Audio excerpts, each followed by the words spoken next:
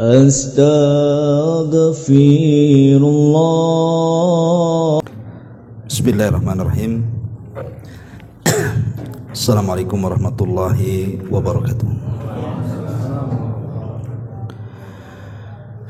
Bihamdillah wassalatu wassalamu ala rasulillah wa ala alihi wa sahbihi wa mawalah wa la hawla wa la quwata illa billahi wa ba'du. Ma'asyiral muslimin wal muslimat rahimani wa rahimakumullah. Alhamdulillah, di malam hari ini kita kembali duduk di majelis ilmu. Salawat teriring salam tetap kita hadiahkan kepada Rasul kita Nabi besar Muhammad sallallahu alaihi wasallam. Pembahasan di malam hari ini biasa kita mengkaji tafsir. Entah kenapa tadi pagi saya lihat YouTube tentang kasus pembunuhan yang sedang viral. Vina Cirebon itu. Kemarin saya juga membahas di Al-Fajr itu tentang mungkinkah seseorang kerasukan arwah yang sudah meninggal. Maka berdasarkan Quran Sunnah ya mustahil. Tapi bukan itu yang kita bahas. Saya lihat ada seorang yang memanggil korin daripada yang mati laki-laki itu siapa? Eki katanya. Jadi ada berdua berhadap-hadapan. Kemudian yang satu seperti orang bersemedi. Dan di situ dijelaskan dia sedang memanggil korinnya Eki katanya. Untuk apa? Untuk menyingkap kasus dan menyebutkan siapa pembunuh-pembunuhnya. Begitu itunya. Ya sebenarnya sok tahu semua sebenarnya. Udah mendahului penyidik gitu. Jadi yang ingin saya jelaskan di malam hari ini seputar jin korin. Ini menarik, kita akan bahas seputar jin korin. Betulkah jin korin bisa dipanggil? Dan siapa jin korin ini? Ma'asyiral muslimin wal muslimat rahimani wa rahimakumullah. Bicara tentang jin korin, Al-Imam Ibn Utsaimin rahimahullahu ta'ala ketika memberikan penjelasan tentang siapa jin korin itu, maka beliau mengatakan al-qarinu huwa syaitan. Qarin itu adalah syaitan. Musallatun 'alal insani biidznillah azza wa jalla. Yang dikuasakan kepada manusia karena izin Allah. Ya'muruhu bil fahsya wa yanhahu 'anil ma'ruf. Tugasnya memerintahkan kepada keburukan dan mencegah dari kemakrufan. Kemudian beliau menukilkan firman Allah Subhanahu wa taala, "Asy-syaitanu ya'idukumul faqra wa ya'murukum bil fahsya. Wallahu ya'idukum maghfiratan minhu wa fadla. Wallahu wasi'un alim."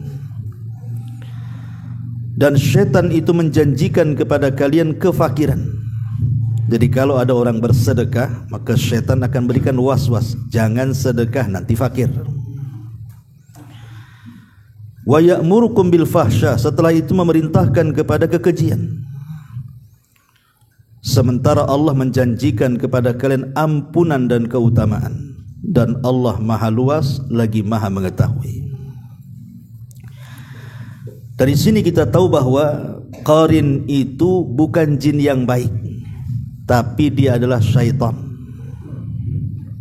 Jadi orang yang memanggil jin qarin untuk merasuk ke dalam badannya, hakikatnya kalau memang betul berarti yang dipanggil setan itu. Jadi dia sedang menginterogasi setan. Kira-kira kalau setan diinterogasi, jujur apa dusta tuh informasinya? Pasti dusta lah kan begitu. Jelas di sini Quran mengatakan, ya'idukumul faqra wa ya'murukum bil fahsya. Dia senantiasa memerintahkan kepada kekejian. Ya tidak mungkin setan mengasih tahu siapa pembunuhnya. Paling dia akan memberitahu pembunuh-pembunuh yang tidak terlibat kan begitu, supaya gaduh dan terjadi kegaduhan. Makin ramai lagi kan kegaduhannya. Ma'asyiral muslimin yang dimuliakan Allah Subhanahu wa taala. Taib. Sedikit kita akan bicara tentang qarin dulu. Ada beberapa ayat dalam Al-Qur'an yang menjelaskan tentang jin qarin ini, dan juga beberapa hadis Nabi SAW kita baca dulu baru kita jelaskan. Yang pertama disebutkan dalam surah An-Nisa 38.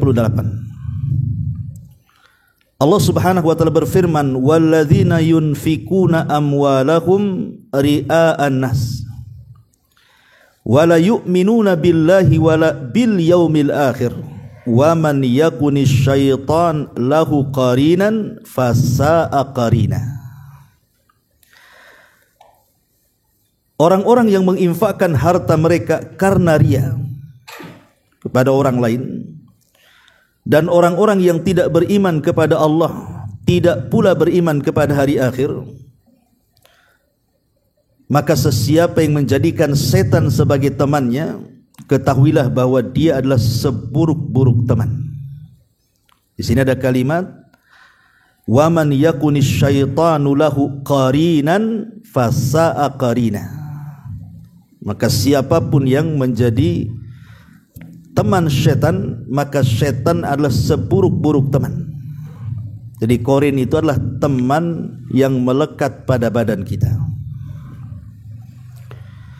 Kemudian juga disebutkan dalam surah Qaf ayat 27. Allah Subhanahu wa taala mengatakan, qala qarinuhu rabbana ma atghaituhu walakin kana fi dhalalim ba'id. Yang menyertai dia berkata, maksudnya qarinnya, ya Tuhan kami, aku tidak menyesatkannya, tetapi dialah yang berada dalam kesesatan yang jauh.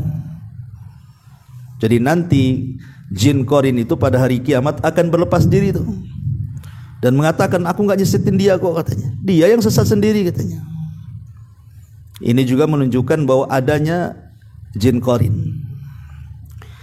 Kemudian terulang dalam surah Fussilat ayat 25. Allah Subhanahu wa taala mengatakan di sini, wa qayyadna lahum qurana'a fazayyanu lahum ma baina aydihim wa ma khalfahum. Dan kami tetapkan bagi mereka teman-teman setan yang memuji-muji apa saja yang ada di hadapannya dan apa yang ada di belakangnya. Di sini ada kalimat qurana, teman-teman setan, maksudnya jin qarin. Kemudian juga disebutkan dalam surah Qaf. Itu surah Qaf ini sebenarnya ada dua kalimat qarin disebut di situ. Pertama dalam surah Qaf 23, wa qala qarinuhu hadza ma ladayya atid, dan yang menyertai mereka berkata, ini adalah catatan amal yang tersedia pada sisiku. Kemudian terulang pada ayat Qaf yang ke-27 tadi yang dibaca, qala qarinuhu rabbana ma atghaituhu walakin kana fi dhalalim ba'id. Yang menyertai mereka pula berkata, ya Tuhan kami, aku tidak menyesatkan, tetapi dialah yang ingin sesat sendiri. Artinya bahwa qarin itu memang ada berdasarkan nas Quran dan beberapa ayat, ya, nggak perlu kita baca semua karena banyak pembahasannya. Adapun dalam hadis Nabi SAW sebutkan dalam riwayat Ibnu Mas'ud radhiyallahu an, Kata Nabi SAW, ma minkum min ahadin illa wa qad wukila bihi qarinu minal jinni. Setiap orang di antara kalian telah diutus untuknya seorang qarin atau pendamping dari kalangan jin. Sahabat bertanya, wa iyyaka ya Rasulullah, termasuk engkau juga ada qarinnya wahai Rasul? Maka Rasul mengatakan, ya, termasuk aku ada qarinnya. Termasuk wa iyaya illa annallaha a'anani alaihi fa aslam fala ya'muruni illa bi khairin. Kata Rasul, ya, termasuk saya ada qarinnya. Akan tetapi Allah telah menundukkan qarin itu kepadaku sehingga dia masuk Islam, sehingga dia tidak merintahkan kecuali kebaikan. Kalimat aslam ini menjadi polemik para ulama. Al-Imam An-Nawawi rahimahullahu ta'ala ketika menjelaskan hadis ini, kalimat fa'aslama itu ada dua harakat di akhirnya. Bisa dibaca fa'aslamu, maka lain artinya. Bisa dibaca fa'aslama, lain pula artinya. Jadi ketika Nabi SAW mengatakan illa annallaha a'anani, kecuali karena Allah telah melindungi aku, alaihi, kepada jin qarin itu, fa'aslam. Kalau dibaca fa'aslamu, berarti jinnya yang bersarang di badan Nabi itu tetap kafir. Tetapi walaupun dia tetap kafir, tidak bisa mengganggu Nabi, karena Nabi telah menundukkannya. Tapi kalau dibaca fathah, fa'aslama, artinya Islam.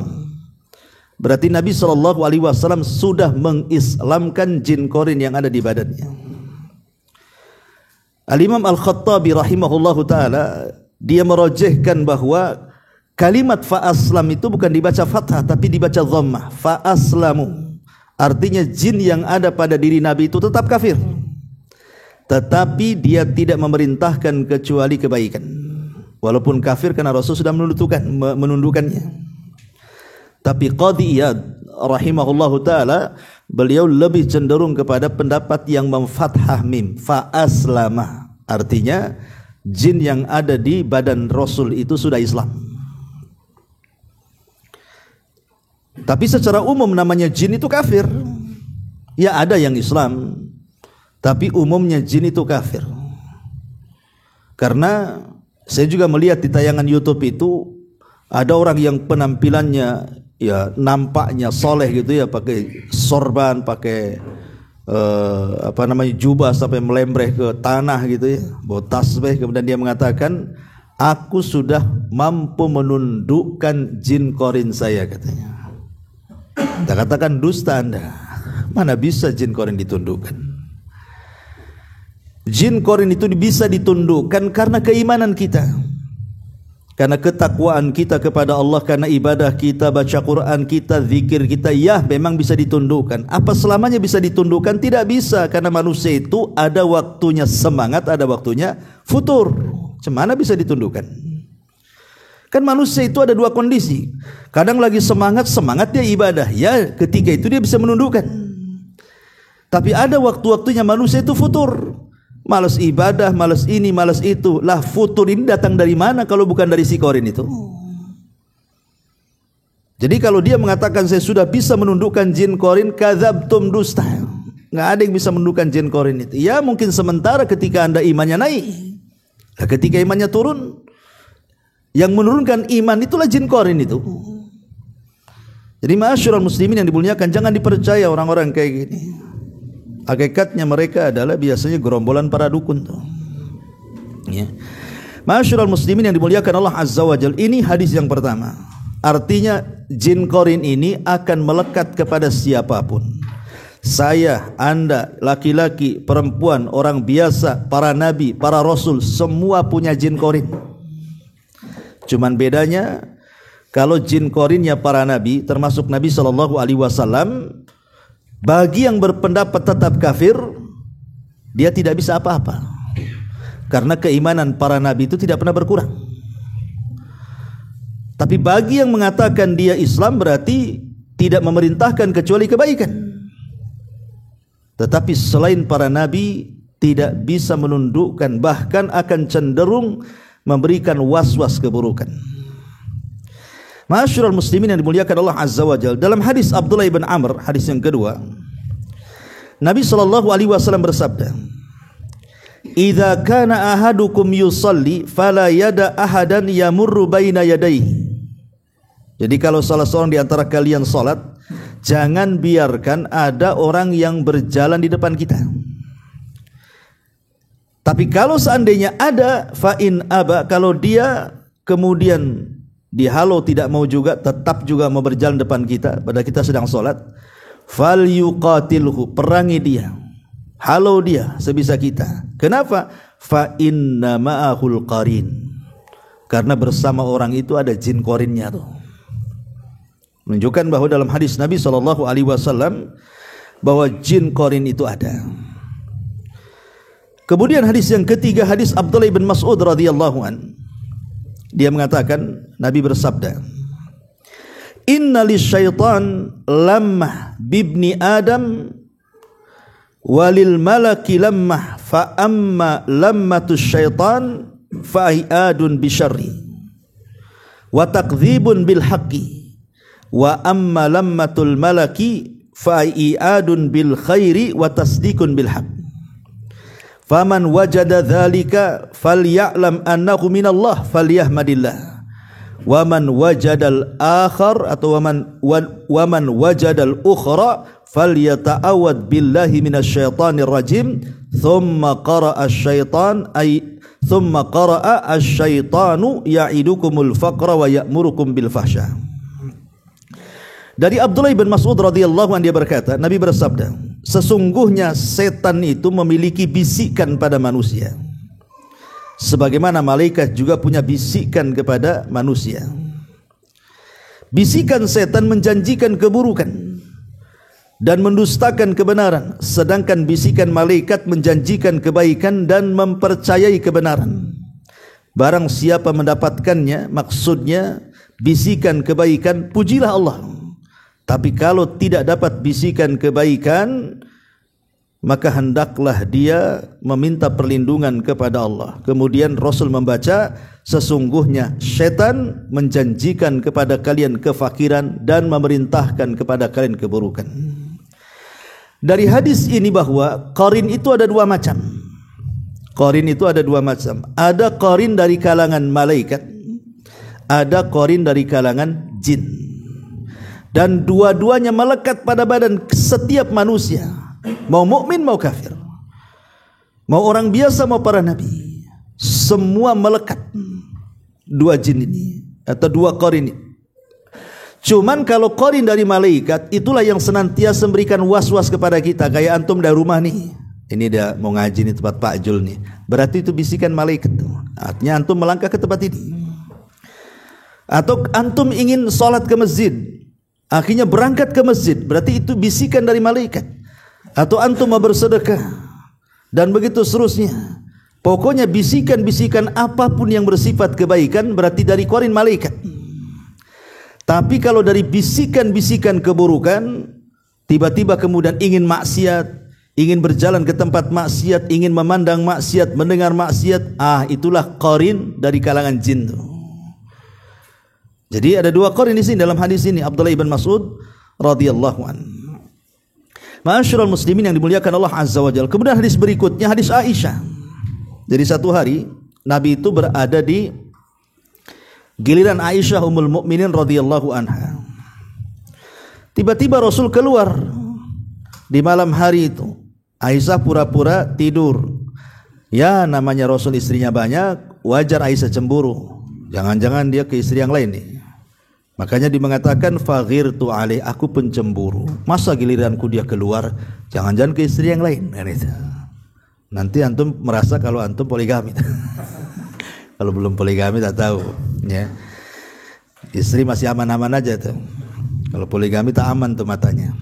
Ya. Faja'a fara'a ma asna. Tiba-tiba aku pun mengikuti dari belakang. Kemudian Nabi SAW tahu ada yang ngikutin di belakang itu.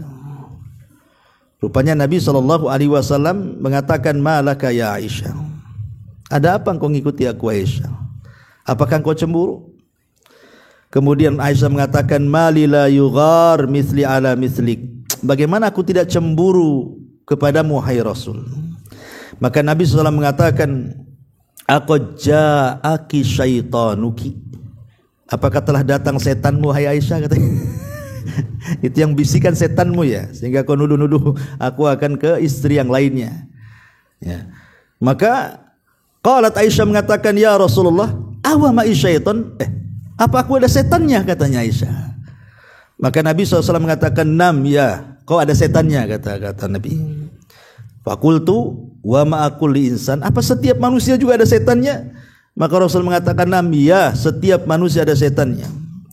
Maka Isa mengatakan, wa ma'aka, bagaimana dengan kamu? Kamu juga ada setannya, katanya. Sini detail tanya-tanyanya. Maka Rasul mengatakan, na'am ya, aku juga ada setannya, katanya.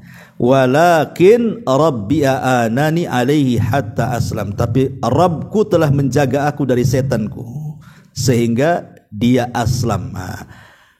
Kalau dibaca fathah berarti dia masuk Islam, kalau dibaca dhammah berarti dia tidak mengganggu, gitu maksudnya. Ma'asyiral muslimin yang dimuliakan Allah Subhanahu wa taala. Taib, setelah banyak riwayat-riwayat, saya tidak akan baca banyak-banyak. Kita akan ringkas saja. Lalu apa pekerjaan jin qarin itu sebenarnya? Apa sih pekerjaan jin qarin itu? Ulama mengatakan ada sekitar 4 kurang lebih. Pertama, inti daripada jin qarin adalah memberikan was-was. Ingat, jin qarin itu tidak mungkin membahayakan kita secara fisik. Nah, dia tidak mungkin membahayakan secara fisik. Nah, umpamanya dibuat penyakit dalam badan kita, dibuatnya kita kanker, dibuatnya kita ada tumornya, ada apa, enggak, dia nggak akan menyakiti secara fisik. Dia hanya memberikan was-was saja. Jadi tugas jin qarin itu yang pertama ngasih was-was. Sana lo pergi, tuh enak tuh, asik tuh di situ tuh. Maksudnya disuruh maksiat, hanya was-was saja. Dia ngasih was-was supaya kita ini berbuat jahat saja sebenarnya, melakukan kezaliman, melakukan maksiat, melakukan kemungkaran. Itu tugas dia, ngasih was-was saja. Tapi ingat, was-was syaitan itu lebih ampuh. Was-was syaitan itu luar biasa, ikhwatu fiddin, muliakan Allah Azza wa Jalla. Karena setan tidak bisa narik tangan kita, ayo kita ke tempat maksiat, tidak bisa dia narik-narik kita itu. Dia hanya ngasih was-was, berangkat sana, akhirnya berangkat, kan gitu ya. Itulah kekuatan was-was mereka itu. Ini yang pertama. Yang kedua, terkadang juga syaitan itu datang saat kita ini tertidur. Boleh jadi sebelum tidur, boleh jadi kita ini tidak wudu, kemudian tidak berzikir, tidak berdoa, langsung main tidur saja. Maka qarin ini terkadang dia masuk dalam mimpi kita. Entah kemudian dalam mimpi kita itu dimimpikan kita ketemu genderuwo, kita ketemu makhluk-makhluk yang menyeramkan atau binatang-binatang yang menyeramkan sehingga kita ketakutan di situ. Intinya membuat mimpi buruk lah. Nah, ini sebenarnya juga menyebutkan bahwa tugas mereka juga diantaranya membuat mimpi buruk. Ini yang kedua. Kemudian yang ketiga, membuat wanita istihadhah. Membuat wanita istihadhah. Istihadhah beda dengan haid, ikhwan. Kalau haid itu darah kebiasaan, memang setiap bulan wanita pasti keluar haid. Tergantung kebiasaannya, ada yang seminggu, ada yang lebih, ada yang kurang, kan begitu. Setiap wanita itu pasti ada haid selama dia tidak menopause. Ya. Tapi kalau istihadhah ini beda dengan haid. Dan biasanya istihadhah ini keluar setelah haid. Umpamanya seorang wanita haidnya seminggu, 7 hari. Harusnya 7 hari sudah bersih tuh, sudah kering. Kok ke 8 hari, ke 9 hari kok masih keluar darah? Maka diteliti darah yang keluar di luar kebiasaan haid itu. Karena istihadhah dengan haid itu akan berbeda. Dari kekentalan darahnya beda, dari baunya beda, dari warnanya beda, pokoknya beda. Jadi kemudian kalau wanita kok kemudian setelah masa kebiasaan haidnya masih keluar darah, itulah disebut istihadhah namanya. Lah sebagian ulama mengatakan istihadhah itu adalah pekerjaan qarin. Kenapa demikian? Ini bisa didengarkan para ummahat ya, para ibu-ibu nih. Ini penting nih masalah istihadhah nih. Karena seorang wanita itu kalau tidak bisa membedakan mana darah haid, mana istihadhah, bisa saja dia meninggalkan sholat, meninggalkan puasa, meninggalkan ibadah jadinya kan. Disangkanya haid padahal istihadhah. Sebab hukum istihadhah ini beda dengan haid. Kalau haid tak boleh sholat, tak boleh puasa. Tapi kalau istihadhah ini harus tetap sholat, harus tetap puasa seperti orang bersih. Cuman bedanya dia keluar darah. Ya, cukup dia mandi sekali saja, kemudian setiap mau sholat cukup wudu dan membersihkan tempat najisnya saja.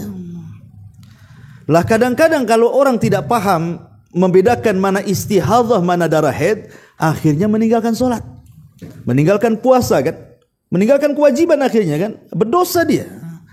Makanya seorang wanita harus cerdas mencermati darah yang keluar antara darah kebiasaan yang disebut dengan haid dengan darah yang bukan kebiasaan, namanya istihadhah. Lah sebagian lah mengatakan istihadhah ini pekerjaan qarin. Ini yang ketiga. Yang keempat, terkadang qarin ini dia tasyakul dengan orang yang diqarininya. Ingat, dia tidak bisa membentuk yang bukan qarinnya, yang bukan orang yang diqarininya. Pamannya qarin saya tidak bisa membentuk rupa antum, wajah antum, dia hanya bisa membentuk wajah kita saja. Inilah yang terkadang isu-isu di masyarakat itu, kalau ada orang meninggal tiba-tiba dia hidup lagi, nongkrong di jembatan jadilah hantu jembatan, nongkrong di sumur jadi hantu sumur. Enggak, aku lihat memang dia. Enggak mungkin lah dia mati kok, masih dia yang nongkrong di situ, kan? Karena ini pernah kejadian ini di Jawa Barat ya, di kampung saya dulu. Itu gitu, ada kejadian orang mabok kemudian overdosis akhirnya meninggal. Zaman bahula kita tahu kan, namanya hantu-hantu itu kan menyeramkan zaman dulu tuh. Zaman sekarang mana ada, anak muda aja pacaran di kuburan. Dia hantunya kan gitu. Orang dulu kan ngeri-ngeri kan, kalau ada orang meninggal dan meninggalnya tidak wajar, orang kampung itu seminggu gak keluar dia. Sak preman-premannya gak keluar, takut hantu juga orang dulu. Jadi tersebarlah isu bahwa si preman yang mati karena overdosis minuman keras itu katanya suka nongkrong di jembatan katanya. Itu tersebar isu tuh. Ya kalau kita masih anak-anak masih kecil-kecil ya saja, makin takut lagi kan gitu. Baru setelah kemudian kita dapat hidayah, belajar, ya boleh juga terjadi, tapi itu bukan orang yang mati, ruhnya ke dunia kemudian nakut-nakuti orang dah. Boleh jadi itu qarinnya. Dan itu pernah saya tanyakan kepada Syekh Adnan, guru saya di Yaman, ya, apakah orang yang gentayangan itu memang dia hidup lagi setelah kematian kemudian jadi hantu? Tidak ada. Yang ada boleh jadi qarinnya, tapi dia hanya bisa tasyakul dengan orang yang diqarininya saja. Ya. Tapi sekali ini kan perkara gaib, ikhwatu fiddin. Kita tidak bisa menjazamkan kecuali ada nas dari Quran dan hadis Nabi sallallahu alaihi wasallam. Baik, ma'asyiral muslimin wal muslimat rahimani wa rahimakumullah. Jadi kalau kita sudah tahu ini gambaran qarin ini, kita tahu bahwa qarin ini kan bagian daripada syaitan ya. Karena tadi definisi para ulama ketika menjelaskan qarin, dia adalah huwa syaitan, dia adalah setan. Jin qarin adalah setan. Yang namanya setan, ulama mengatakan tugas setan itu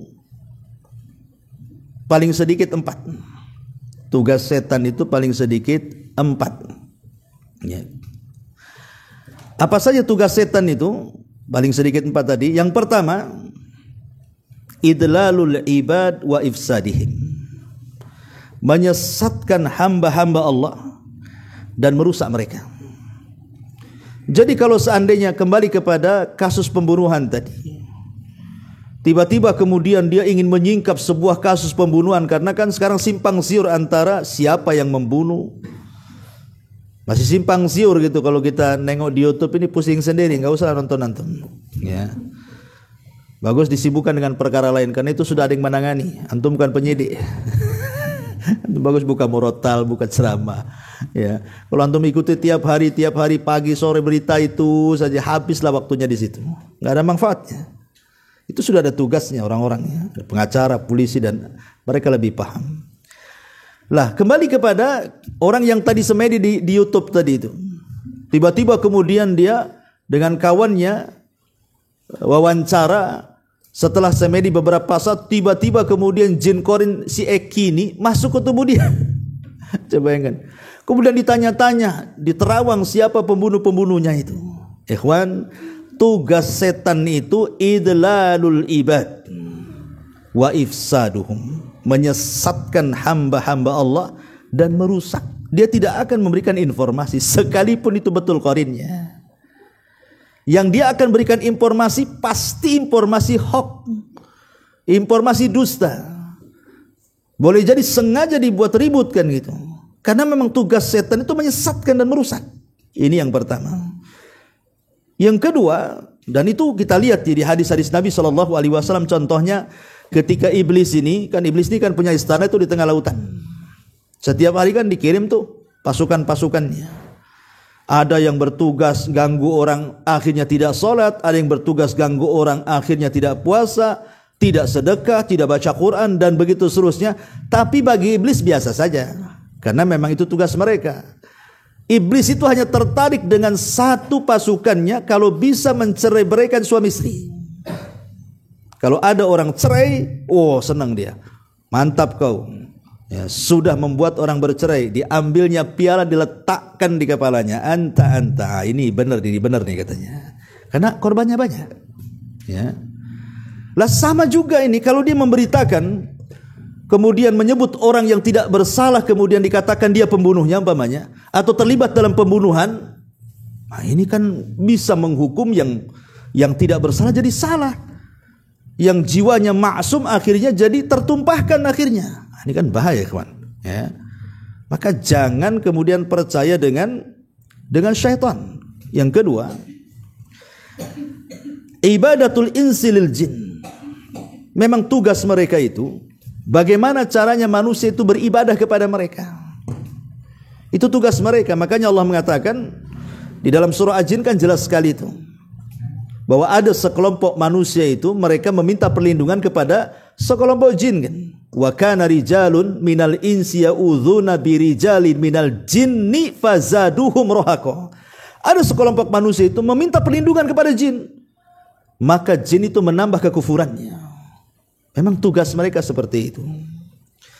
Yang ketiga, bahwa setan atau jin-jin itu mereka mengajarkan sihir. Jadi tugas mereka itu adalah mengajarkan sihir. Makanya para dukun, paranormal, bomo dan yang semacamnya itu guru-guru mereka adalah setan. Jadi ketika mereka itu kemudian menyakiti orang, yang mengajari sihir itu ya setan itu. Karena setan berperan dalam sihir itu. Kemudian yang keempat, adhiyatul bashar wa idrar bihim. Terkadang bukan hanya sekedar menyesatkan, merusak, membuat orang ibadah kepadanya, mengajari sihir. Lebih daripada itu terkadang menyakiti badan. Makanya lihat orang di sihir itu, kadang ada yang lumpuh bertahun-tahun, kadang dokter tidak tahu penyakitnya apa, medis tidak tahu sama sekali, karena itu sihir. Terkadang sampai mati orang itu dibuatnya. Ini kan bahaya, ya. Dan jin ini macam-macam kan gitu, mengganggu manusia itu.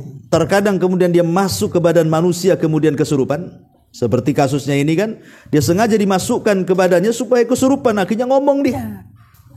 Ikhwan, informasi dari jin itu tidak bisa dipercaya. Informasi, walaupun jin muslim yang masuk.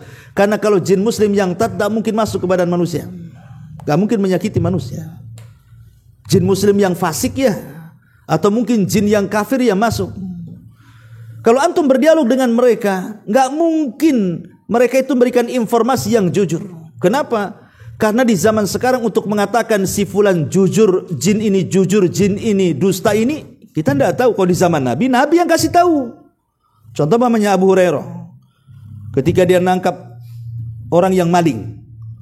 Kemudian yang maling ini mengatakan, janganlah lepaskan aku wahai Abu Hurairah. Sebagai imbalannya aku ajarkan kau sesuatu yang bisa melindungi kamu dari setan, katanya. Kata Abu Hurairah, apa itu? Kalau engkau hendak beranjak ke pembaringanmu, baca ayat kursi, maka setan tidak akan mendekatimu sampai waktu pagi. Kemudian Nabi SAW keesokannya bertanya, Abu Hurairah, yang kau tangkap itu siapa? Kau tahu enggak? Kata Abu Hurairah, enggak tahu. Kata Rasul, dia adalah setan, katanya. Jadi setan ngajari Abu Hurairah ayat kursi untuk mengusir setan. Ya. Maka Nabi SAW mengatakan, sadaqaka wa huwa kadzub, kata Rasul. Yang ini benar, tapi dia itu pendusta. Saya bayangkan ya. Jadi ketika Abu Hurairah diajarkan ayat kursi, kata Rasul, ini benar yang diajarkan dia. Tapi yang lainnya pendusta, gitu maksudnya. Nggak ada yang benar yang lainnya. Kalau yang ini benar. Jadi satu yang benar, yang lainnya dusta. Gitu. Makanya ketika Nabi menjelaskan jin-jin yang naik ke langit, kemudian mencuri dengar dari wahyu Allah Subhanahu wa ta'ala langit pertama itu. Kemudian jin yang paling atas mendapatkan satu kalimat dari ucapan malaikat. Kemudian kalimat ini diberikan kepada jin yang kedua, yang ketiga, sampai yang ada di bumi. Kata Nabi SAW, yang benar itu satu kalimat, yang sampai ke bumi itu 99 kalimat dusta. Jadi kalau ada peramal kok betul ramalannya, ya khusus itu betul. Tapi 99 ramalan yang lainnya dusta. Gitu maksudnya. Atau boleh jadi mungkin ya, makanya jin sekarang ini ya, karena gara-gara pembunuhan Vina dengan Eki ini, semua dukun bersuara. Subhanallah, coba. Dia bisa meramal, coba. Tapi sampai hari ini mereka juga tidak tahu siapa pembunuhnya. Ya cuman ya kira-kira, agak-agak. Dukun kan gitu. Kalau nggak dua kata itu, kalau nggak kira-kira ya agak-agak aja. Dia nggak bisa memastikan. Kenapa barang buktinya dia memastikan si fulan pembunuh? Ya. Makanya informasi apapun kalau datang dari setan itu tidak mungkin benar. Semua pendusta, karena mereka memang inginnya itu dibuat heboh seheboh-hebohnya, supaya manusia saling menzalimi satu dengan yang lainnya. Jadi terkadang dalam bentuk menyakiti itu, setan apa? Masuk ke badan orang, kesurupan jadinya. Ya. Ataupun dengan cara mengirim ain ke orang-orang yang hasad. Jadi kalau ada orang hasad kepada seseorang, maka mereka akan masuk di matanya, kemudian akan memancarkan penyakit ain, penyakit hasad itu, sehingga yang dilihatnya itu bisa rusak. Dan itu bagian daripada sihir. Makanya Rasul berlindung dari ain. Kebanyakan orang mati itu gara-gara ain, kata Nabi. Ya. Kemudian yang ketiga juga, terkadang mereka sengaja untuk menyakiti kita itu bergabung dengan kita.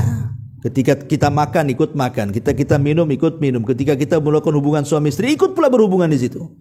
Kalau ketika kita makan, minum atau berhubungan tidak baca basmalah dan ta'awudz, ya seperti itu. Ya. Ataupun menyebabkan sakit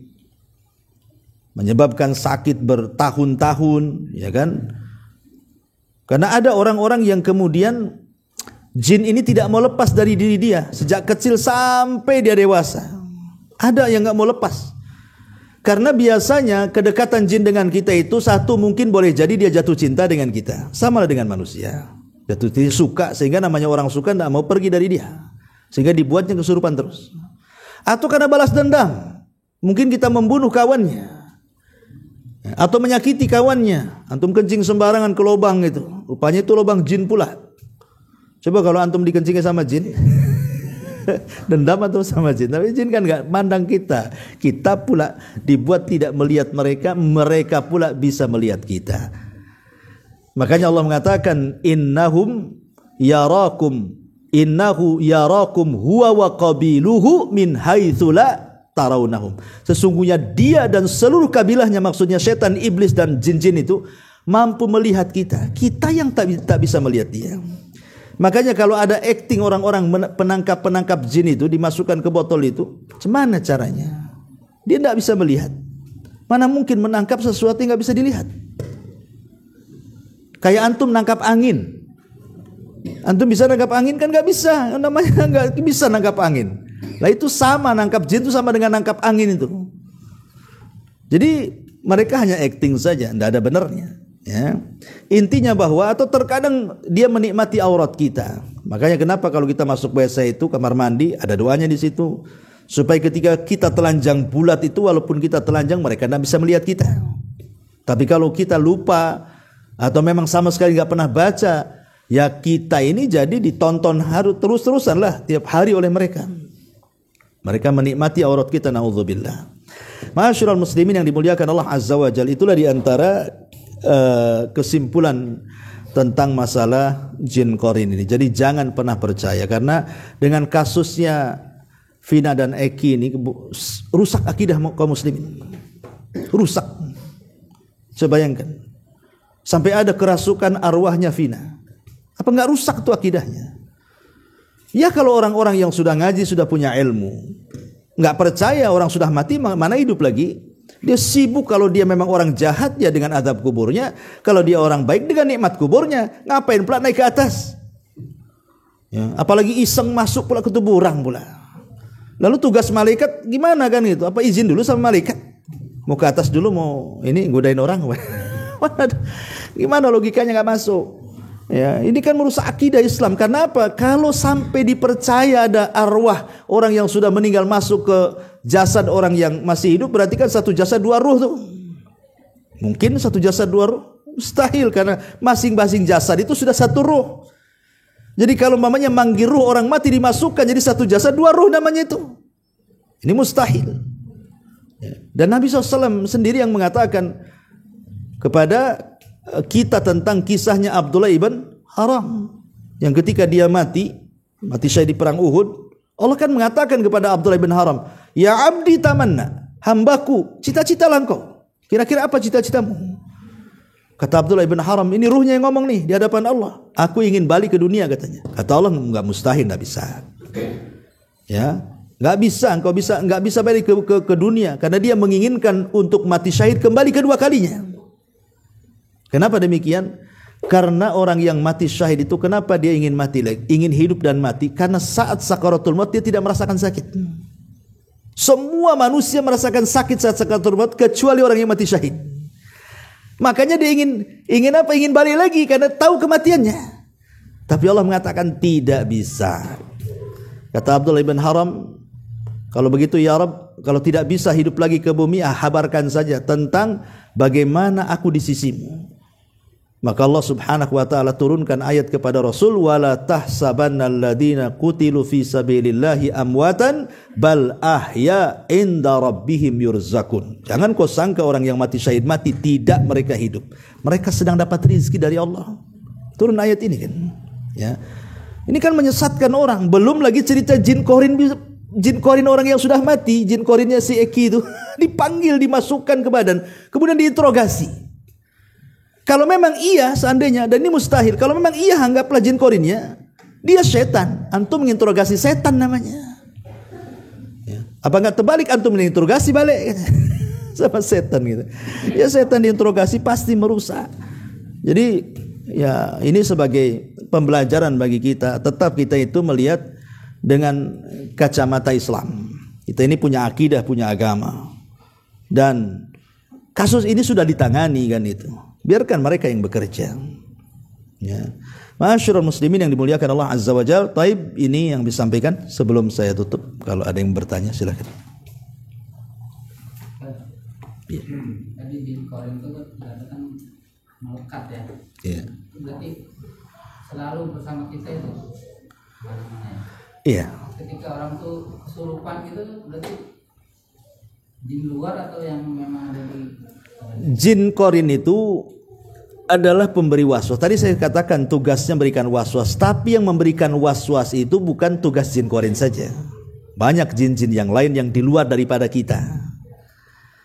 Ya. Contoh umpamanya hadis Nabi SAW ketika bicara soal orang tidur. Di situ ada yang ngencingi telinga kita kan supaya tidak bangun. Itu bukan jin korin, jin luar.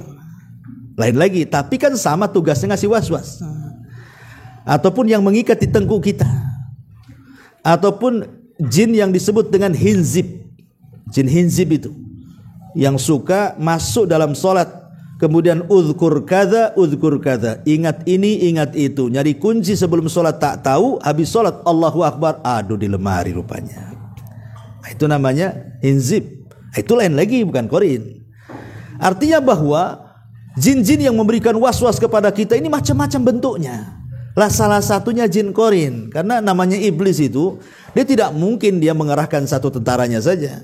Pasti dia akan mengepung kita dari berbagai macam sisi kan, memberikan was-was di wudu, di solat, di puasa, di semua ibadah, supaya kita tidak khusyuk.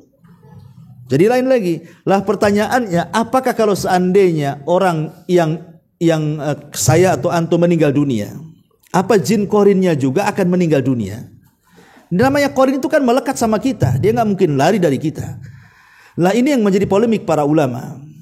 Ulama mengatakan bahwa ingat bahwa jin korin itu hanya tugasnya memberikan was-was. Artinya kalau kita sudah mati selesai tugasnya. Dari sini kata para ulama diambil hadis Nabi SAW, idza mata ibnu Adam inqata amaluhu illa min thalathin, shadaqatin jariyah aw ilmin yuntafa'u bihi aw waladin salihin yad'ulahu. Apabila anak Adam meninggal dunia, terputus semuanya. Termasuk dengan jin korin juga terputus. Masalahnya apakah kemudian jin korin itu masuk ke dalam kuburan menemani kita? Maka ulama mengatakan seperti Syekh Utsaimin rahimahullah mengatakan tidak. Ya, kalau kita meninggal, maka jin korinnya akan kembali ke koloninya menjadi penghamba iblis lagi. Ya kan? Karena tugasnya sudah selesai. Ya tentu iblis akan ngasih tugas yang lain, wallahu alam kan gitu. Nah, walaupun ada sebenarnya para ulama mengatakan bahwa jin korin itu dia mati dengan kematian yang dikorininya. Tapi ini perkara gaib. Yang masuk di akal adalah dia tidak mati, tetapi dia kembali kepada bosnya lah sebagai penghamba iblis. Nanti tugasnya apalagi terserah bosnya lah. Tapi tugas dia selesai sampai di situ. Menyertai orang yang disertainya itu korinnya itu. Tidak sampai masuk ke dalam kuburannya. Wallahu a'lam. Ya. Kalau hipnotis itu yang orang yang hipnotis itu yang bicara itu jinnya atau rohnya? Anda tidak tahu hipnotis. Ya kalau memang dia ngomong tanpa sadar bisa saja pakai jin. Bisa saja kan gitu. Karena sihir ini kan macam-macam. Ada yang menggunakan jin, ada yang menggunakan obat-obatan untuk buat halusinasi. Ya kan? Ada yang membuat obat-obatan, ada yang pakai jin, ada yang pakai pikiran kan macam-macam. Ya. Karena biasanya kan kita lihat hipnotis ini umumnya di masyarakat itu untuk kejahatan. Ya kan? Ada orang masuk ATM atau ditepuk, itu keluar semua duitnya, ini kan? Atau umpamanya belanja ke pasar, mungkin hipnotisnya pakai media rokok, udah ambil banyak, kasih duit, padahal belum ngasih, kemudian disemprot sembur sama asap rokok, mana kembalinya? Ngasih duit pun tidak, mana kembalinya? Dikasih kembali, kena hipnotis dia kan?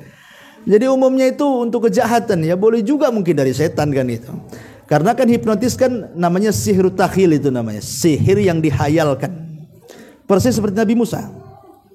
Ketika tukang-tukang sihir Fir'aun itu melempar-lempar tali tambang itu kan yukhayyalu ilaihi annaha tas'a, dihayalkan kepada Nabi Musa seolah bergerak-gerak dia. Berarti kan dihayalkan. Ya kalau hipnotis ini bagian daripada menghayalkan, akhirnya berbicara tanpa sadar, ini masuk pada sihir takhil namanya. Sihir hayalan.